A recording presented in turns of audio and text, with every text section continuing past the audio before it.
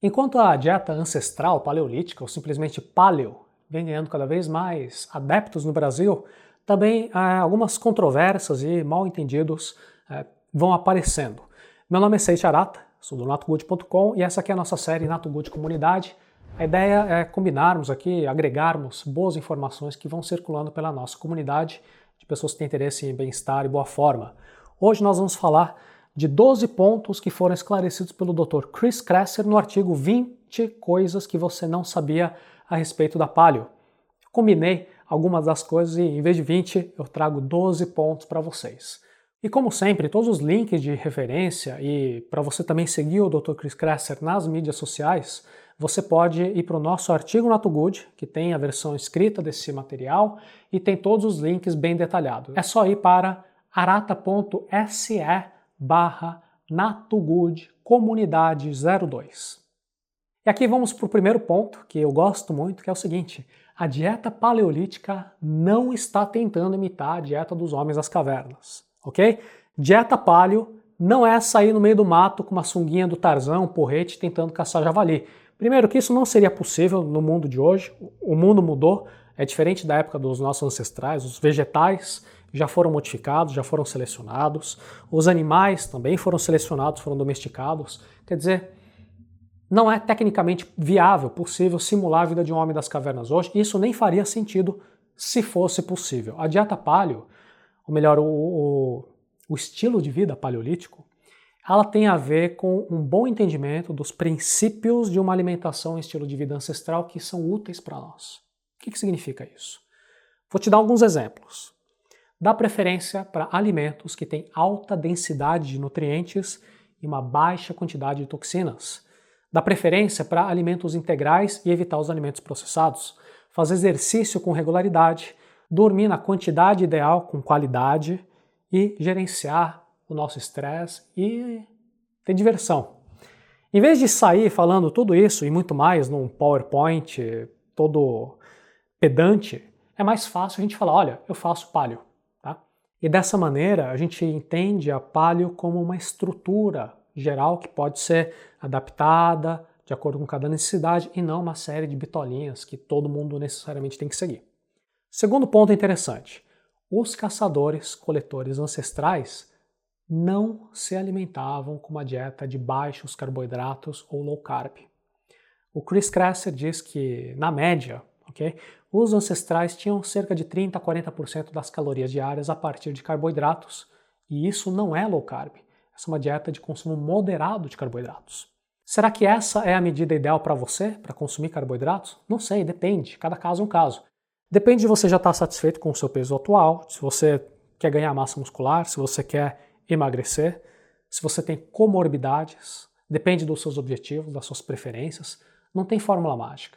Fundamental entender o que funciona para você alcançar os seus objetivos pagando o preço correspondente. Todo a gente tem um certo esforço, uma certa dedicação, uma certa prioridade de algumas escolhas. Então, por exemplo, a gente tem pessoas que não se adaptam com laticínios, tem pessoas que podem consumir mais carboidratos do que as outras, tem pessoas que preferem, por exemplo, manter um índice bem baixinho de carboidratos, depende. No curso Emagrecimento NatoGood eu passei todos os detalhes de como adaptar essas ideias para a sua individualidade. Eu acho que é muito importante aprender como respeitar a sua individualidade. Terceiro ponto, não confunda. Dieta paleo é diferente de uma dieta de baixíssimo índice de carboidratos ou uma dieta cetogênica. A respeito desse ponto, acho que vale a pena você ver um outro vídeo que eu preparei falando sobre a dieta paleo, que a dieta paleo não é uma marca exclusiva de alguém, não tem um proprietário, não tem um dono da verdade, e por isso tem várias versões, tem diferentes autores, diferentes pessoas com múltiplas abordagens. No caso do Chris, ele pede para a gente não misturar os conceitos. A dieta cetogênica, a dieta Atkins, a dieta de baixíssimos carboidratos pedem doses bem menores de carboidratos do que a paleo que ele apresenta. Quarto ponto, ênfase no consumo de alimentos que têm uma alta densidade de nutrientes. O que é isso? Quais são os alimentos que estão mais carregados de nutrientes bons para o ser humano? São os órgãos, como por exemplo fígado, rins, coração, são as ervas, temperos, tem sementes, nozes, peixes, frutos do mar, ovos, vegetais, frutas. Tá? Isso tudo tem uma certa prioridade na alimentação paleolítica. Carne vermelha, inclusive, é listada por ele como um dos alimentos mais saudáveis, mais ricos em nutrientes que existem. E os estudos que ficam, talvez você já tenha ouvido falar, né, apontando riscos do consumo da carne vermelha, muitas vezes eles foram baseados numa metodologia inadequada de pesquisa científica. Quinto ponto, doenças crônicas não são normais.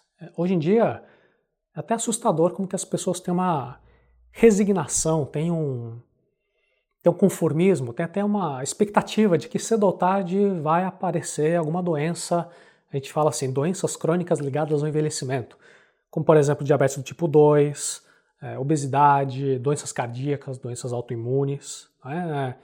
Tem gente que fala, síndrome do intestino irritável, problema de tireoide. Gente, isso não é normal, isso não é inevitável, não é algo que necessariamente acontece na velhice. São doenças que têm até um nome, apelidozinho de doenças modernas. Por quê? Porque elas se tornaram comuns cerca de 50, 100 anos atrás. E o Chris destaca que os seres humanos viveram milhares de gerações sem esse tipo de anomalia. Ou seja, quando a gente está falando em alimentação paleo, dieta paleo, não é só para emagrecer, é para ter mais saúde. Sexto ponto, uma boa notícia. Você não precisa ser uma pessoa bitolada que faz tudo 100% direitinho na dieta paleo. Basta seguir essas boas práticas aí 80% do tempo e tem benefícios para colher. Sétimo ponto, açúcar não é veneno. Aí você coça a cabeça e fala, peraí, mas tá todo mundo compartilhando nas redes sociais, falando açúcar é o maior veneno, tá matando todo mundo, é o grande vilão que mata as pessoas. Calma, segura um pouquinho a curiosidade, eu vou dedicar o finalzinho desse vídeo só para falar da opinião do Chris Kresser a respeito do açúcar, uma opinião bem interessante. Vamos pular. Ponto número 8. Laticínios podem ser bons para algumas pessoas. Por que ele fala isso? Que algumas versões da paleo proíbem tudo que é leite, tudo que é derivado de leite. Só que o Chris diz que também existe evidência de que o leite integral tem vários benefícios para a saúde, incluindo proteção contra obesidade, contra diabetes, problemas cardíacos.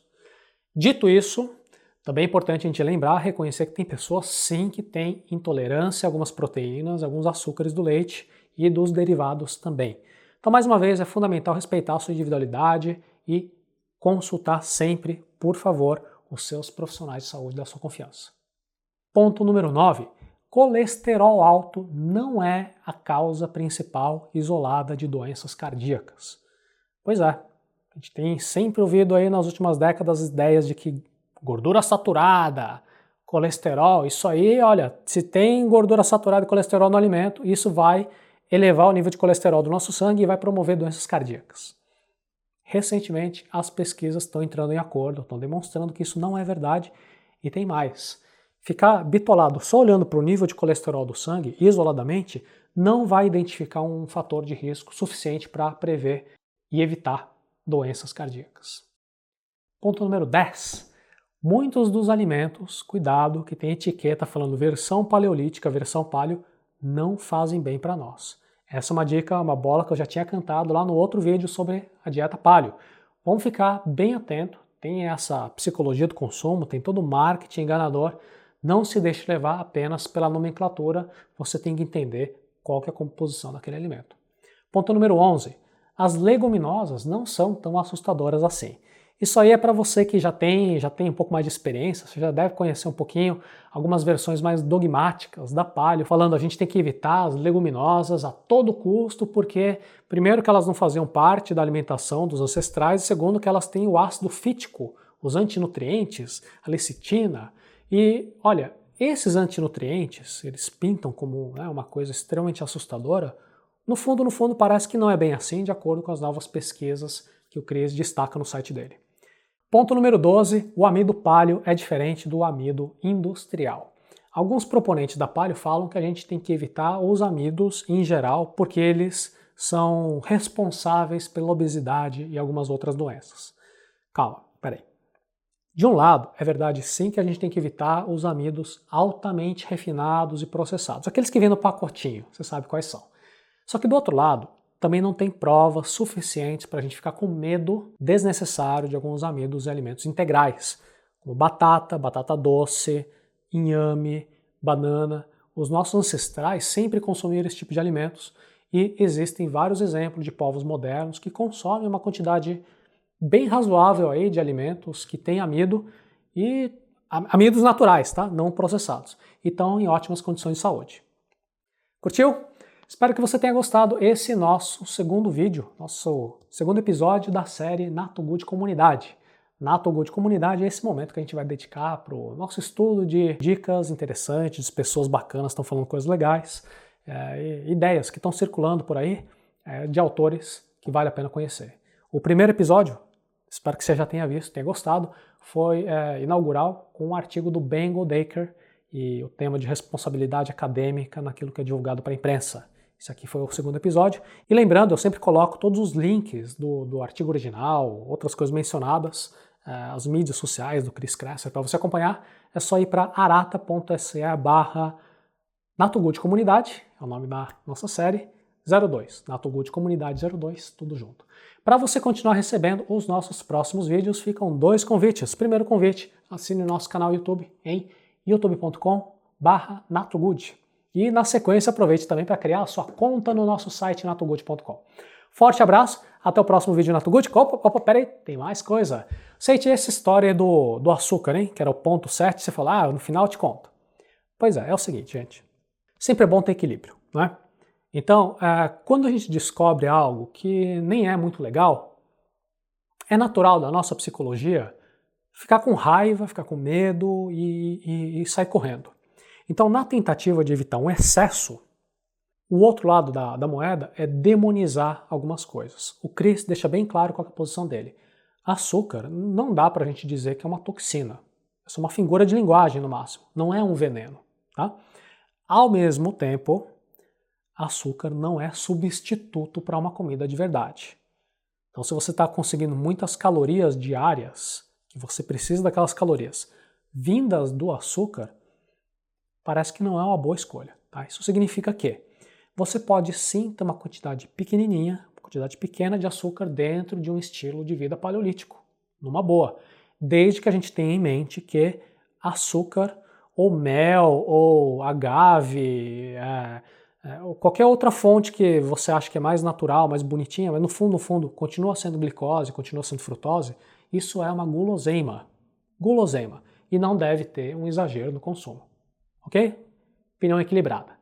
Aí eu aproveito aqui essa nossa continuação do vídeo para perguntar para você se você consegue lembrar de outros pontos importantes, outros esclarecimentos a respeito de paleo, dúvidas que as pessoas te apresentam. A gente vai discutindo aqui nos nossos comentários. Um forte abraço para você e muito obrigado por participar da nossa comunidade Nato Good.